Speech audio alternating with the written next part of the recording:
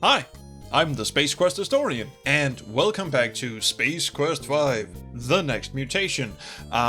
Cliffy's in a bit of a bother, isn't he? He has locked up in the brig, and well, no one else seems to want to fucking help him, so I guess it's up to me. Hello. Did you notice the alien sitting with Quirk in the upper booth when we came in, Captain? Yes, I did. What about him? Well, I have an excellent memory for cranial configurations, and I'd swear it was the same creature we saw in that transmission we intercepted, in case we didn't fucking pick up on that already. What do you suppose it was doing with Quirk? I haven't any idea. What do you think, Drool? Beats me. I didn't even see the guy when we came in. I was too busy polishing my fucking gun. I'm just gonna say gun. Alright. Well, the issue at hand is rescuing Cliffy. Now, Cliffy is off to this side in the brig, which they quite helpfully have installed in... Achtung, verboten! Jesus fucking Christ, man. Could you be any less of a stereotype, please? That would totally be awesome. Get lost, Pinhead! Alright, cool. At least you got rid of the accent. Hi, I'm a captain with StarCon. Would you please fuck off? Your attempts to take command of the situation do not meet with success. Well, fuck me. Okay, well, I suppose a diversion is in order. Because I'm pretty sure, here you go, this cell appears to be as empty as the orb atop your shoulders. I clicked on the wrong cell, but that is a clear callback to Space Quest 4. Yeah, you can go back and look at that video if you want. Anyway, unlike the other detention cells, this one seems to be occupied by our chief engineer. Now, just a quick question. How fucking long is this detention area? I mean, it is longer than the actual spacebar itself. I mean, fucking look at this. That doesn't extend for that long, does it? How many people do they... It's got room for more people than are actually patrons at the bar. They're just like figuring, okay, everyone's gonna get fucking smashed. Might as well lock them all up. Anyway, thanks, Drew. That's really helpful. Let's just have a sit down and possibly have a think about this now. A package of dehydrated space monkeys given to you by the sales beast at the space bar. A small label at the bottom reads, "Warning. Do not allow contents of package to mix with alcohol." Do not, eh? Well, that is space jargon for please, let's just fucking do that. Although he seems quite a bit surprised at what he just accomplished because, this is clearly not what we intended. Or was it? Yeah. Oh shit. These pseudo-primates seem to possess a pronounced proclivity for procreation. That means they fuck a lot. Jesus, their voices are kinda shrill, but that dude just looks like he's hanging 10. I mean, he is just chilling and having an awful good time. So, I'm outside the airlock on an EVA and I hear the phone ring. I gotta climb in, cycle the airlock, decontaminate, climb out of the pressure suit, and run to the phone. Oh, I hate that. Turns out, it's one of these new phone companies wanting me to switch to galactic long-distance carriers. Switch long-distance. Whatever. Something. What do you tell them? Well, I said, no way, it just isn't worth it because Sprint is super awesome and we are not totally in the midst of a gigantic product placement joke. No, hell no. Alert, alert, alert. Come on, let's go see what it is. Maybe we'll get to beat somebody up. And off they fuck.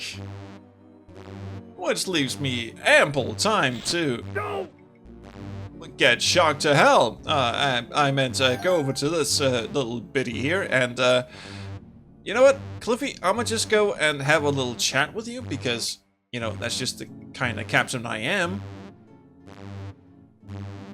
Cliffy is locked up tighter than the sphinctoid on a Regilian waterfowl. This is sci-fi speak for, I guess we need a simile here. Anyway, hi, how you doing? Oh boy, am I glad to see you, Captain. You got yourself in a fine predicament this time, Cliffy. I'm sorry, Captain, it wasn't my fault. I know, Cliffy, I know, it technically was, but hey. You're not gonna let me... Sorry, you're not going to just leave me here to rot in this tiny cell for the rest of my life, are you? Of course not, Cliffy. The Eureka isn't going anywhere without her chief engineer, or some sort of bipedal monster that could serve as a replacement. Heck, nobody else can even figure out half the jury-rig contraptions you've installed. Subtext, the Eureka is a giant booby trap. It's nice to feel needed, sir. Something, something. Not a one, sir. Maybe you can find something that will get through these bars. But be careful, it's mighty cramped quarters in here, and I'd like to make it out in just one piece. So the, there you go. This fucking thing. A laser cutting torch. This might come in handy if you lock the keys in the car again. This ain't gonna do it, is it? You'll fry your chief engineer! Well, shit. Well, it's been nice knowing you, Cliffy. It's really been absolutely fucking spectacular. Smashing, even. The space monkeys are reproducing at an alarming rate. You could be in big trouble if you don't get out of here soon, Roger. The station isn't going to be able to take the added pressure of so many space monkeys for much longer. And everyone else is fucked off, too. Now, quick little introduction. The two people who just beamed out were just wearing costumes that Sierra had made for Conquest of the Longbow. Now, remember, back at this point, Sierra was into a lot of rotoscoping. So the, you know, they had a ton of costumes laying around for people to, you know, the art department to sort of draw over. And, yep, that was, those were two of them. Now, don't you worry, I'm not actually... Jesus. That is just weird in a lot of ways. Well, thank fucking Christ. Okay, I'm not just leaving Cliffy behind because what kind of monster would I be? However, would be kind of cool to just jump. Hello, Spike. Nice. Good boy. Nice facehugger. It would be kind of cool to just see what happens if you just walk up to the bridge and go, fuck it, we're out. I'm gonna do that, just to check. Your crew awaits you on the station. It would be wise of you to join them. This is certainly not the case. They have fucked off already. Okay, fine. Energize.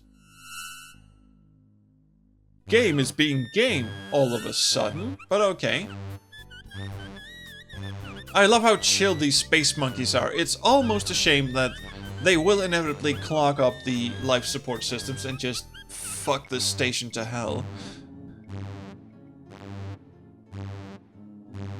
Dum-de-dum. Cliffy, how you doing, my boy? Have you noticed the air getting slightly less breathable around here? It's kind of getting a little bit, I don't know, suffocating might be the word, but anyway. How would you like some alien poop?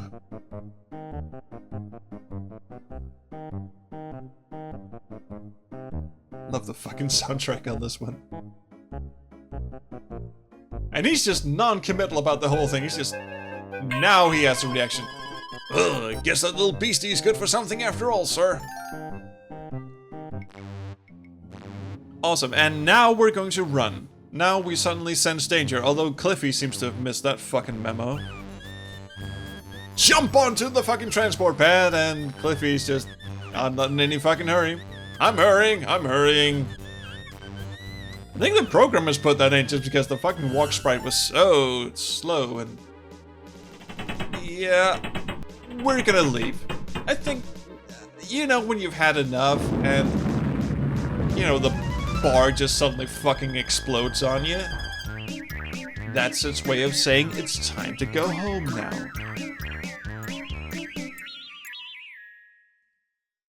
My music's a little more wacky than I remember, but that joke never gets old. So let's repeat it a couple of fucking times. Third is pretty again. 4? No.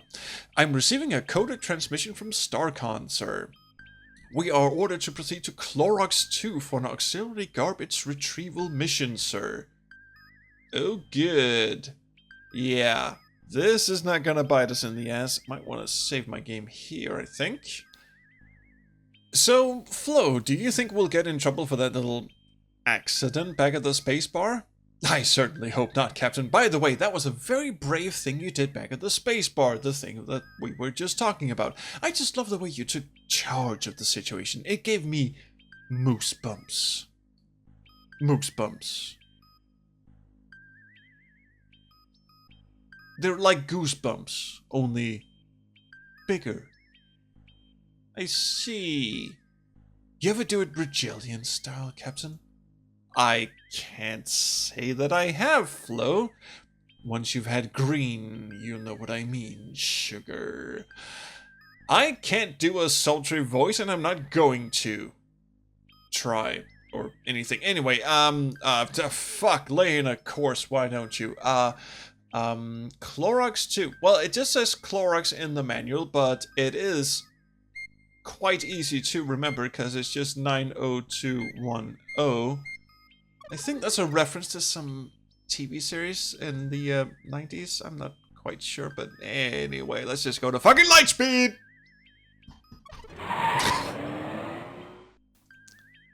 So, Drool, that whole thing.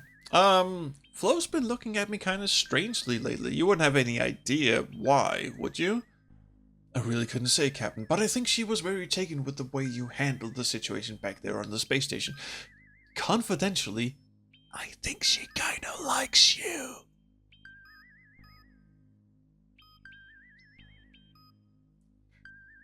We're approaching our destination, Captain.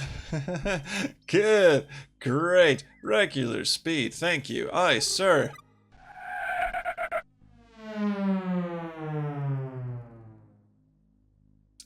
Best sound I ever heard. Okay. That's strange. I'm not tracking the waste beacon. Maybe we should investigate. I can put us into orbit to take a closer look, Captain. I think you should. This is clearly not a trap or anything. Standard orbit. Yay. Let's get in on this motherfucker. And we got a point for that too, so we know it's not a fuck up.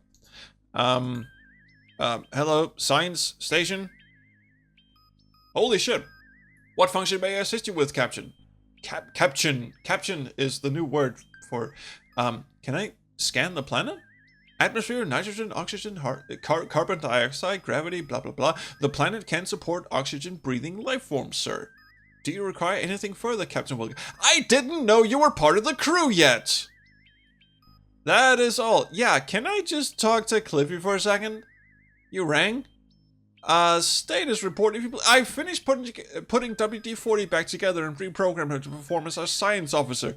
You can now reach her through the science station on your comm panel. Anything else? It would have been fucking cool if you told me that. More power. She can't take much more of this, Captain. Alright. Forget it. Hi, can you do anything else? Can you scan for ships? Long-range sensors do not detect or register any ships, sir. Captain Wilco. That makes me feel all tingly. Recommendation. I recommend we send out an away team to investigate the fate of the colonists, Captain. That sounds like a grand idea. Now, by away team, you mean me, right? Yeah? I'm gonna just go and see if that's the case. Okay. This looks a little suspicious. I'd better go down with you. I'll meet you in the transporter room, Captain. Great fucking idea. Okay, so we got me and Trigger McJiggy Hacky here. Great. Hi, how are you doing? Also, how are you doing? WD-40 is an annihilator android originating from the planet Oakhurst 4. Cool. Can I poke her? Not here. Okay, cool. What do you make of this situation, WD-40? There are two possibilities. Either the colonists cannot answer, or they will not answer our hails. In any case, it is our duty to investigate. I thought we were the trash pickup portion of the whole StarCon-y thing, but... I'm ready when you are, sir. Let's get going. Fuck. Okay, we're just delaying the inevitable, aren't we? I'd better put old Spiky back. Yes, haha. Fuck me, we're not gonna need an acid-pooping alien when we traverse down to a unexplored planet that doesn't want to answer our hails. No, sir, re-energize. Let's get on with it. I mean, surely that couldn't come in handy at all. This may be dangerous, Captain. Let's split up so we can cover more territory. Don't you think we should stick together? Only if you make a quick wardrobe change, sir. Yeah, you know, now isn't the time to play fashion critic, Drool.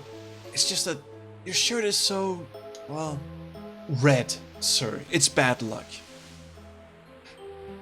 I've had a couple of comments, more than a few comments actually, in, you know, the previous episode that I've done, that Roger's choice of Captain's outfit color is kind of suspicious, and I've replied to each and every one of those comments saying there's a joke coming up about that, and there it was.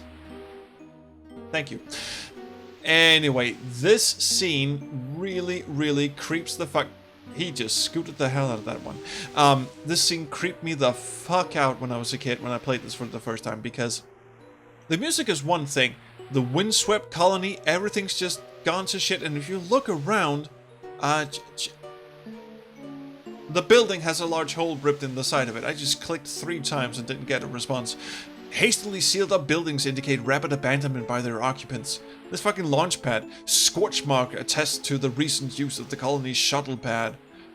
The 2 terrestrial moons named Larry and Moe by the colonists, because they ran out of good names, are visible above the horizon of Clorox II. And... rolling along with the tumbling tumbleweeds. I don't know if that's an actual song. Yeah. Hashtag second language and also culture. Abandoned mining tools and machinery are strewn carelessly about as if their owners left in a hurry. And this is about the time that I just hammer the F5 button and go, I wanna save my game. But I'm not going to, because I live life dangerously. Oh, hello. A suspicious-looking object which you can't quite discern from your present location is wedged in the rocks above you. Well, dearie me. Might want to have to come back to that one later. For now, since Drool has fucked off in some unknown direction, let's just go down and check and see what's up. I mean, maybe they have a canteen? Maybe it's just, like, hot dogs and mustard day and everyone's just hiding out in their bunker thing. Yeah. Oh, that's not good. Can I look at you? No. The colony greenhouse is a shambles. Broken computers and twisted machinery have been strewn about everywhere. Awesome. These humidifiers once helped to maintain the delicate moisture balance on this greenhouse, or in this greenhouse, needed to grow the colony's foodstuffs.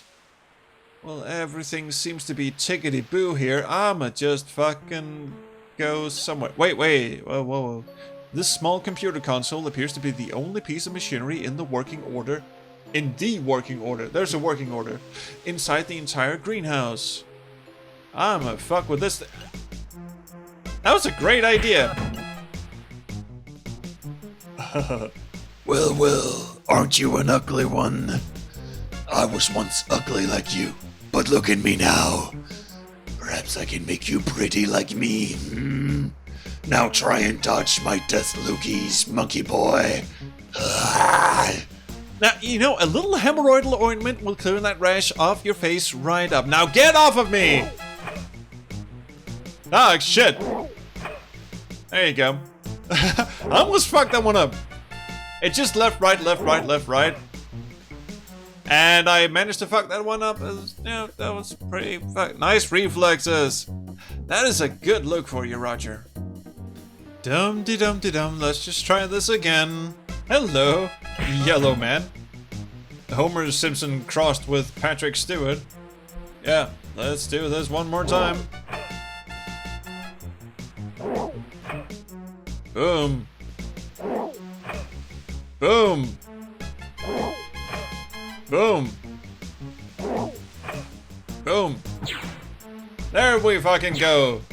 Someone to the rescue. We're not really sure who, but, well, it was Drool, obviously. Nice shooting, Tex! I thought I was dog meat for sure. Hey, he's a real looker.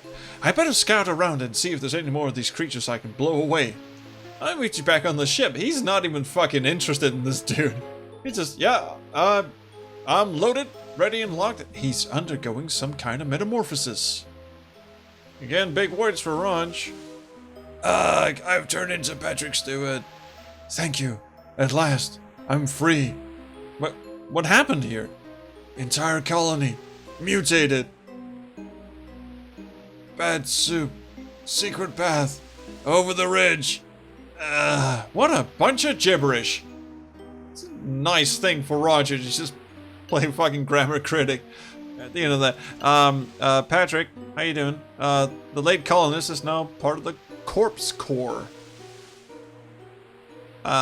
He did seem to drop something, didn't he? That small piece of paper wasn't there before. I'll bet it wasn't. Let's just have a look.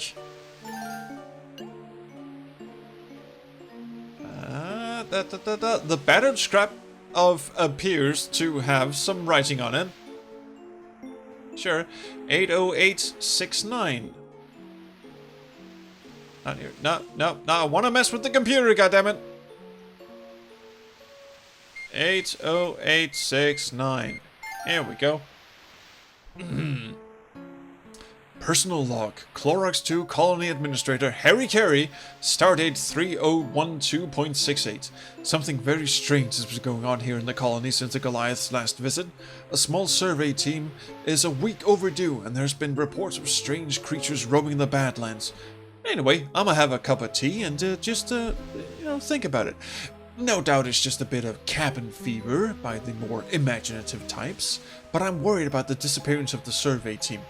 Although not too worried because I didn't really like those people. Personal log stardate 3015.68. I'm becoming more and more alarmed. The search party dispatched to learn the fate of the survey team hasn't reported back for more than 50 hours, which is the maximum number of hours for people to report back to me. Fear spurred on by more wild rumors about the creatures has the colony on the verge of panic. Personal log, very, very long one, stardate 3016.68. God help us! A band of the hideous mutant creatures that might have been the people scurrying around, but I'm not entirely sure. But anyway, holy shit, mutant creatures attacked the colony last night. Very few of us escaped the massacre, and I've been wounded slightly. There is no doubt that these creatures are intelligent, and even appear to have a rudimentary understanding of technology. In fact, let me just write down an academic paper on this, since I have apparently all the time in the fucking world. They have captured the shuttle pad, cutting off our only means of escape. Using my personal passcodes, I've sealed the colony so that the creatures will no longer be able to get into any of the undamaged structures. However, the greenhouse is fucking fine. I mean, shit. Personal log stardate 3017.68. I am in agony, however, still able to type on a fucking keypad. The wound I received burns like fire. An hour ago, the mutant creatures blasted off in the colony shuttle. As they climbed the boarding ramp, I got my first good look at the creature in daylight. It was hideous. The tattered rags he wore were the remnants of a survey team survival suit. Spoiler, I guess. I have a terrible suspicion about the fate of the colonists. I am now utterly alone on this planet. Dying. I hope. End. And that is it. Cool. Very great. I mean, not a literary bestseller or anything, but you seem to have some new company with the flies and everything, so I'ma just fuck right off. The scale of Roger is a bit off here, I feel, but I'm okay with that. I got confused for a second there and just turned back.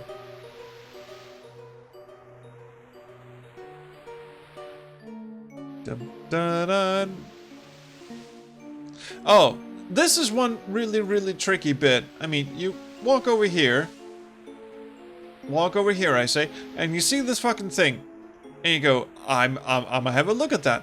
The way to get up there is not to just climb up. No, not here. No, you can't do that. That's an interesting idea. Can't fucking do anything to it. No, what you have to do is walk all the way to the left while you're up on this ridge. And that's somehow a way across. I would categorize this as a dick move on the designer's part. Anyway, the canister bears the phrase primordial soup and the logo of the Genetics Research Corporation. A small label near the bottom bears the ominous inscription, Biohazard. teratogenic substance. Do not expose to direct sunlight, air, or water. Do not ingest, inhale, or allow contact with exposed it. In fact, stay the fuck away from this can. A notifying product from Genetics Research Corporation 41666, Sector G6. Now, we happen to be in Sector G6, so why don't we go pay them a visit? Next episode, because we are in fact ending the episode right here, so this is gonna be cool, isn't it? Thank you so much for watching this episode. Please like, subscribe, do whatever you kids do, but do leave me a comment, because holy fuck, I love the comments. So well, until next week, thank you, and I will see you around the Chrono Stream.